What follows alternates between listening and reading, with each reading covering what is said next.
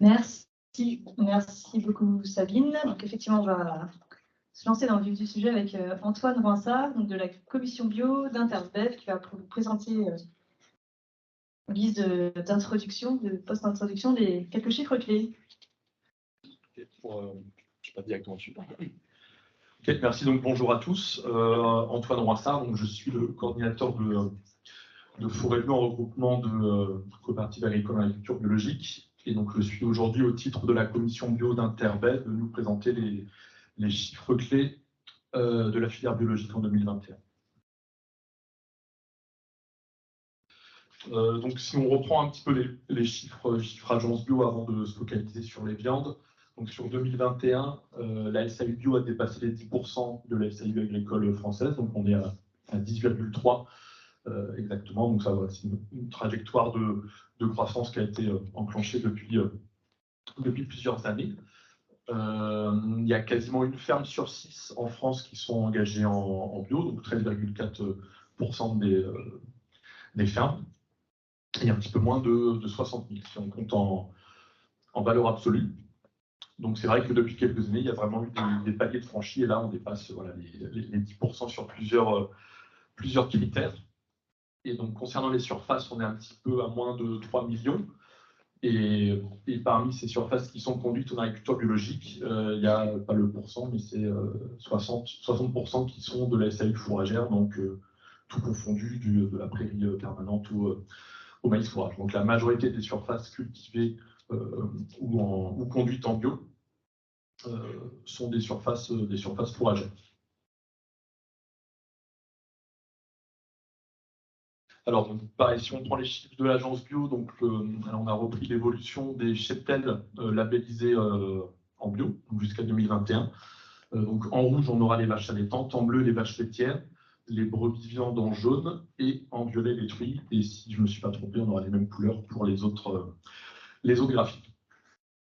Donc du coup, grosso modo, hein, sur 2021, on a encore eu une augmentation assez importante pour les brebis viandes, les truies et les vaches laitières en termes de cheptel, et pour les vaches allaitantes, ça stagne depuis environ 3-4 ans, donc en termes de cheptel. Voilà, donc on voit quand même que les courbes de croissance commencent à s'infléchir pour la plupart des productions concernées. Donc là, on est sur les cheptels conduits en bio. Et donc maintenant, si on passe aux têtes qui sont abattues en bio, donc là on peut regarder les chiffres 2021. Donc il y a eu une correction pour les porcs pour 2020, c'est pour ça qu'il y a une petite étoile. Donc à gauche, on a en nombre de têtes les ruminants, à droite les porcins. Donc si on prend les porcins, on est un petit peu plus de 280 000 abattages sur 2021, ce qui correspond à une croissance par rapport à l'année dernière d'environ 20%. Ça devrait se passer avec la fin des conversions de truies. Et donc on voit que les abattages, que ce soit en gros bovins allaitants ou bovins laitiers, on est plutôt sur une stagnation ou des croissances relativement faibles sur l'année dernière.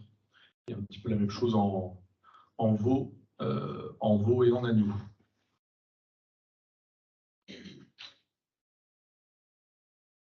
Et de la même manière, si on prend les volumes d'abattage donc en tonnes équivalent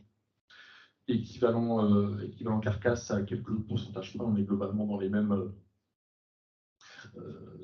eaux pour à peu près toutes les filières. Donc une croissance qui est un petit peu plus modérée que les dernières années, sauf pour les porcins. Et donc si maintenant on prend les principaux circuits de distribution pour ces tonnes d'animaux bio abattus, donc l'année 2021 a été particulière, c'était un peu une année charnière où on a connu moins de croissance en agriculture biologique. D'ailleurs, d'après les chiffres de l'agence bio, c'est la première année où il y a une légère décroissance du chiffre d'affaires global du marché bio. Et donc voilà, cet effet, on le retrouve aussi sur la partie distribution des viandes bio. Donc on a la GMS en violet, donc qui est le principal débouché pour les viandes bio, la boucherie traditionnelle, en rouge magasin spécialisé, restauration hors domicile et la vente directe. Et donc le principal élément notable de l'année dernière, c'est que les ventes ont baissé de presque 10% en GMS, qui est le premier débouché. Et donc on voit que pour 2021, le commerce global de viande biologique est inférieur à l'année 2020, malgré des abattages qui sont globalement en croissance. Donc du coup, l'écart entre les animaux abattus et les animaux valorisés, donc on a une catégorie que je n'ai pas remis sur le graphique, mais qui fait à peu près 6 000 tonnes. Donc c'est du stock congélation, de l'exportation et aussi du déclassement. Voilà, donc ça concerne en grande partie les porcs, mais un petit peu aussi les bovins sur l'année dernière. Et voilà, j'avais prévu un petit élément. Et donc, par rapport au début d'année, parce que pour 2021, c'était déjà il y a assez longtemps, si j'ai peut-être juste oublié un petit commentaire quand même, qui est assez important.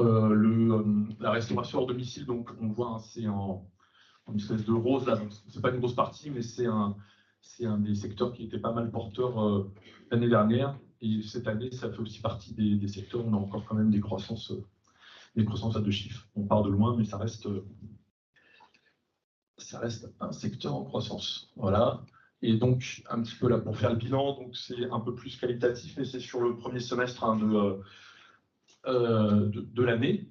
Donc, du coup, les choses ont pas mal évolué. Donc, si on prend les bovins laitiers, donc en fait, si on compte le nombre d'animaux, les kilos d'animaux abattus sur le premier semestre par rapport à l'année dernière, on a une baisse.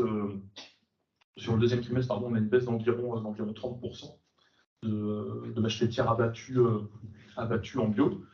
Donc ça, c'est en lien à la fois avec un prix payant conventionnel qui a beaucoup augmenté. Et il faut que le prix bio augmente aussi, mais il faut un temps d'adaptation pour retrouver des tarifs équivalents ou supérieurs. Et il y a aussi de la décapitalisation, pardon, les années d'avant.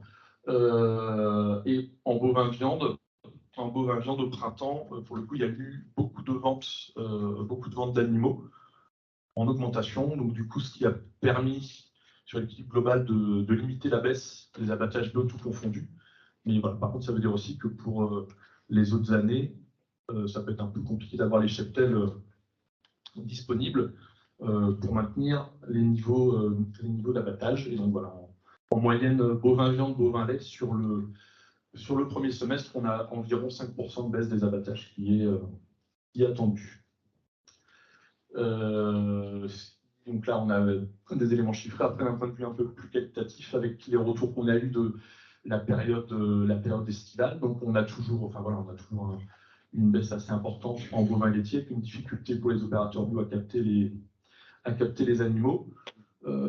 Et en revanche, en gros bovin viande, ça a plutôt stagné le nombre d'abattages par rapport à l'année dernière. Donc du coup, voilà, on va être sur une baisse qui sera sans doute plus significative à partir du troisième trimestre et jusqu'à la fin de l'année.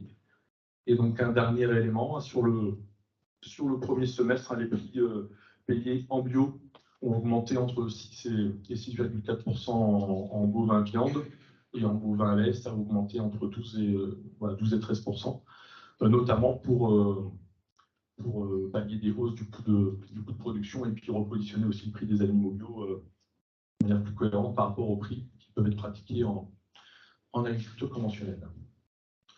Bon, voilà pour cette intro un peu globale filière. Donc je crois qu'on peut prendre quelques questions.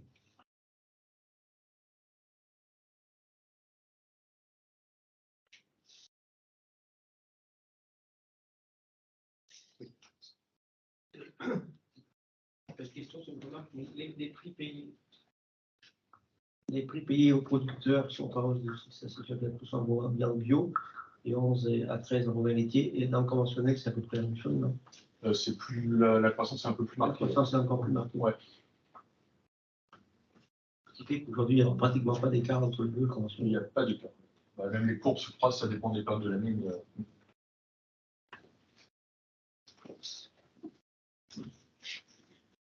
La forte augmentation en porc de la production de porc.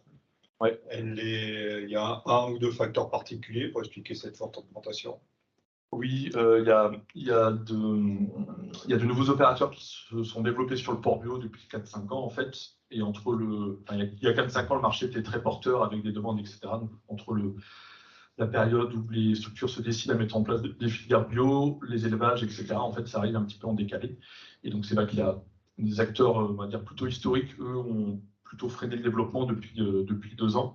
Mais on a des nouveaux volumes qui sont arrivés, mais qui sont, entre guillemets, issus de projets qui ont été démarrés il y a à peu près 5 ans.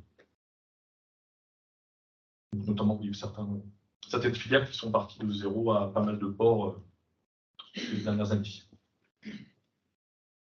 Ce qui crée effectivement un déséquilibre important du coup, pour le porc bio actuellement. Et sur les tendances de consommation, vous avez des... Alors, on suit les panels Nielsen, donc là, je n'ai pas encore toutes les données pour le deuxième trimestre, mais sur le premier trimestre, on est globalement sur des baisses. Alors, selon les produits et les cycles de distribution, ça varie, mais bon, une cote mal taillée doit retenir à peu près moins 10%, c'est à peu près ça, quoi.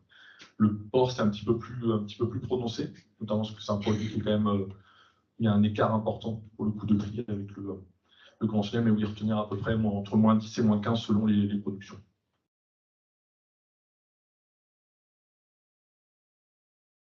Ok, très bien. Merci Antoine. Donc on va passer à la suite avec